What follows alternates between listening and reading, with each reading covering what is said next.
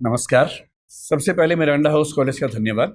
मुझे ज्ञात है कि पिछले 7 सालों से ये कॉलेज भारत का सबसे अच्छा कॉलेज हर साल बनता है और सबसे अच्छा कॉलेज देश का किसी को बुलाए तो ये उसके लिए एहसान की बात है, न कि उसके लिए जो वहाँ जा रहा है। विशेष रूप से धन्यवाद चंदा जी को।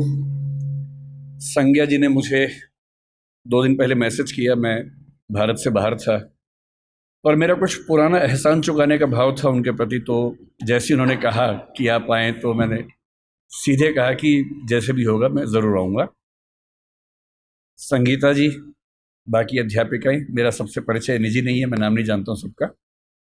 और जो विद्यार्थी इस पूरे कार्यक्रम का संचालन कर रहे हैं, ये व्यवस्था बाहर देख के मुझे लगा कि आपको आईपीएस की ट्रेनिंग की ज़रूरत नहीं है। आप लोग तो पहले से वो सारी ट्रेनिंग अपने अंदर लेके बैठे हैं। इसे आईपीएस की भाषा बंदोबस्त कहते हैं। किसी बड़े प्रोग्राम को मैनेज करना, सुरक्षा से लेकर हर चीज़ को ठीक से देखना, तो ये सब तो आप लोग पहले से कर रहे हैं। तो मुझे लगता है कि किसी बड़ी चुनौती के सामने आपको परेशानी आने वाली है नहीं। शुरुआत में जो आपने कविता का जिक्र किया, संयोग से वो मेरी सबसे प्रिय कविता भी है।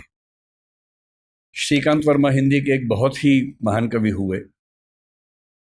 1980 के दशक में उनकी मृत्यु हुई अमेरिका में कैंसर से लड़ते हुए।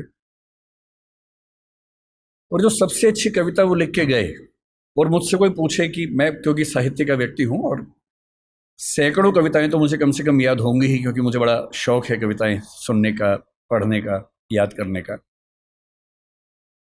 और यदि कोई मुझसे पूछे कि मुझे अगर एक कविता चुननी हो जो सबसे गहरे स्तर पर मुझे प्रभावित करती रही है, तो वो वही कविता है जिससे आज के कार्यक्रम की शुरुआत इस बच्चे ने की।